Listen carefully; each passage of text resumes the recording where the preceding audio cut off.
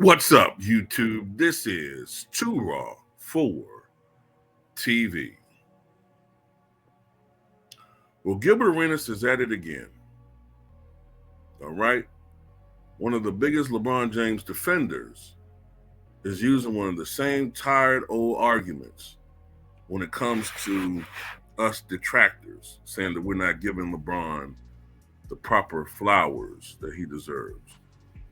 So far this season, LeBron James is averaging 23.4 points, 7.7 rebounds, and 8.9 assists per night as he just turned 40. The article neglects to mention that he also has a plus minus of something around a negative 114 or something like that. But, whatever. Now, the article says that people like myself say the only reason why the four-time champ is still adding up to his all-time scoring record and continues to climb on the most statistical leaderboards is because he's played so long to break these records, which I think is absolute fact, right? Gilbert Arenas disagrees with this assertion. He says, who's the youngest to 1,000 points? Was it LeBron? Who's the youngest to 5,000? I'm pretty sure it's the same LeBron. 10,000, 15,000, 20,000, 25,000. LeBron has been the youngest to every milestone. So the longevity argument is wrong. It's a wrong narrative. Actually, it's the right one. Okay? It's the right one because unlike Kobe Bryant, unlike Michael Jordan, unlike Wilt Chamberlain, unlike Kareem Abdul-Jabbar, well, I take that back. Not with Kobe. The other ones, Kobe's not included in this. LeBron didn't go to college. They all did. Jordan went 3 years. Most of the other ones went 4 years, right? Can you imagine how many points Kareem could have scored if you take his 20-year career plus another 4 years straight out of Howard Memorial Academy? I believe it's the name of the high school he went to. Could you imagine how many points he could have scored if he came right out of high school in 1965? Where at that point in time, the only other really great big men in the league were Bill Russell, Wilt, and Walt Bellamy.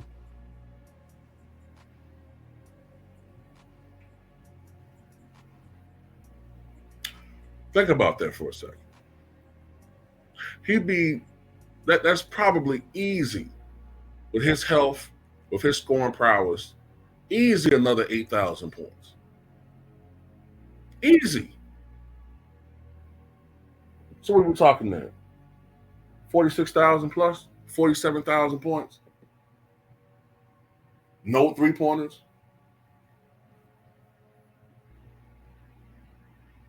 So that needs to be put into this equation. LeBron was able to come right out of high school and play in the NBA.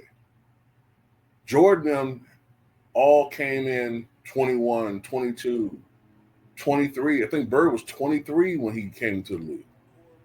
They got a later start. But, LeBron fans don't want to hear that. Then Gilbert Arenas goes on to say he was younger. Give me 1 second. He was younger than Kobe when he passed Kobe. He was younger than Michael Jordan when he beat Michael Jordan. Kobe Bryant was a prime player. These two were in the same era, talking about Kobe and LeBron. LeBron is 16-6 against him. Once again, I don't know why you keep making the Michael Jordan comparison because, like I said before, Jordan went to college. Plus, Jordan retired right during his prime and then after the age of 35. Had he not done those things, once again, Michael Jordan would have blown this argument out of proportion to the point where it wouldn't be a contest if he had the same mentality and only concerned about statistical achievements. Okay. Kobe Bryant also had to deal with something else. LeBron was given the keys to the kingdom, no pun intended, right from the get-go. Cleveland was nothing. Okay, Cleveland was a horrible franchise where I think their main cog was Ricky Davis when LeBron came aboard. Wasn't he like the main guy there before? So LeBron didn't have any obstacle in his way. Kobe Bryant was drafted in 1996. He was actually drafted by the Charlotte Hornets, but traded on draft day to the Lakers in exchange for Vlade Divac, which at the time, as hard as it is believe right now, wasn't a very popular move. Kobe, due to several factors, had to prove himself. At that point in time, in the system, well, I won't say the system, the culture of the NBA at that time, young players didn't get shine like that. Oh, you can be beating one of the more established players like a drum in practice, but the NBA operated more on a merit system, meaning that the players who had longevity, the players that had done their bids, the players that had proven themselves, for the most part, established players got more shine, especially when you're playing under Dale Harris, who was the head coach at the time.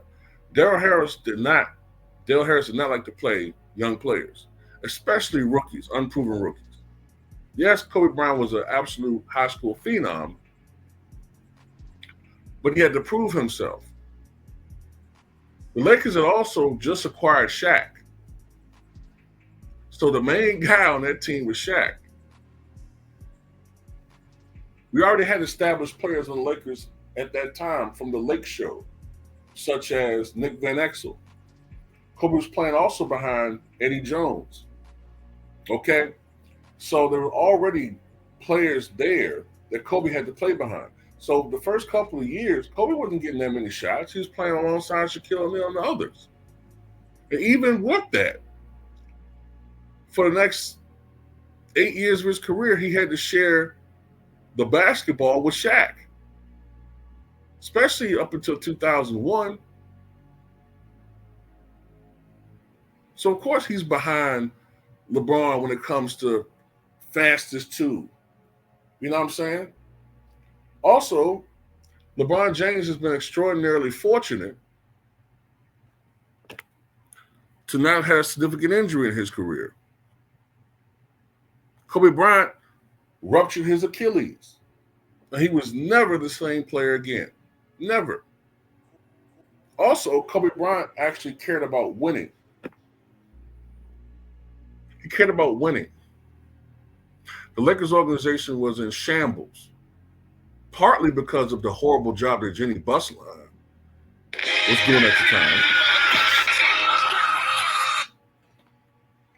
You know what I'm saying? Matter of fact, the franchise began to falter just as Dr. Jerry Buss passed away and Jenny Busline took over.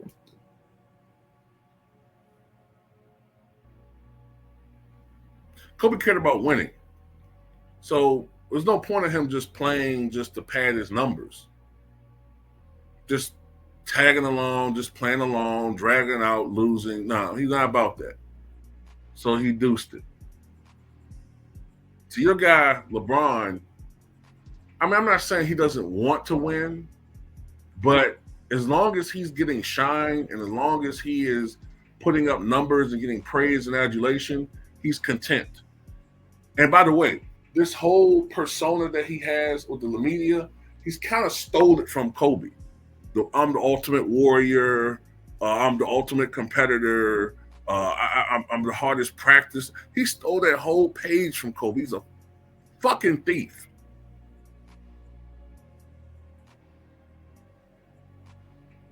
So that you have that, okay? Then let's not even get into the suspicions out there. You know, we can't really talk about this on YouTube. We can talk about Barry Bonds all day and Mark McGwire and Roger Clemens. Hey, but if we start talking about, the strong circumstantial evidence out there and the accusations by which he's never even, there's been some strong accusations leveled against him, accusations that he don't even want for some reason to acknowledge and threaten with legal action. So yeah, there's always some suspicion behind the whole thing.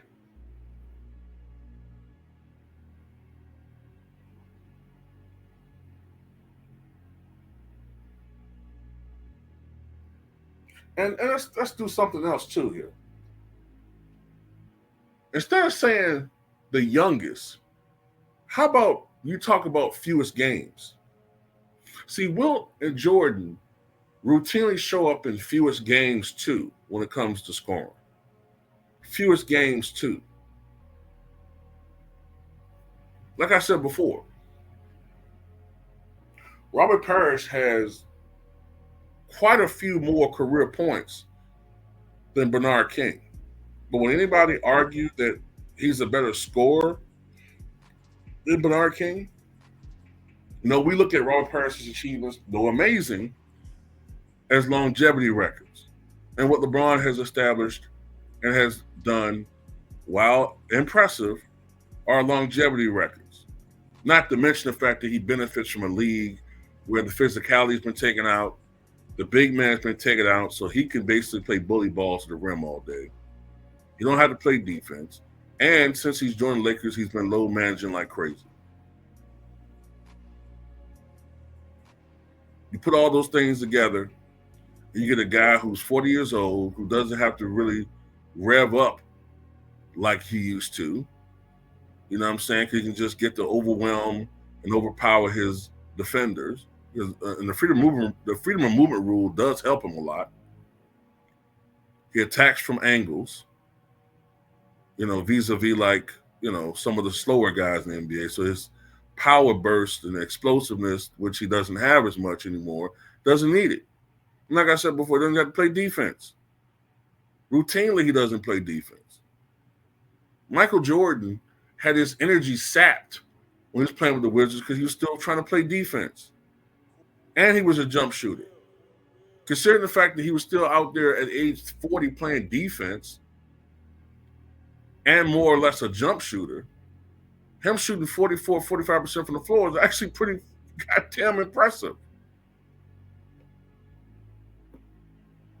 And the 16-6 record that you keep talking about, everybody always talking about, LeBron's 16-6. Well, let's look to see what Giannis, for his career, at least in his prime, his record against LeBron is. And what's Kawhi Leonard's record against LeBron James? Didn't they win didn't Kawhi at one point in time win like 10 games in a row against LeBron? Oh, and let's see what Nikola Jokic's record is against LeBron. What's Denver's record against LeBron? Especially as a Laker. Come on, man. What does that mean?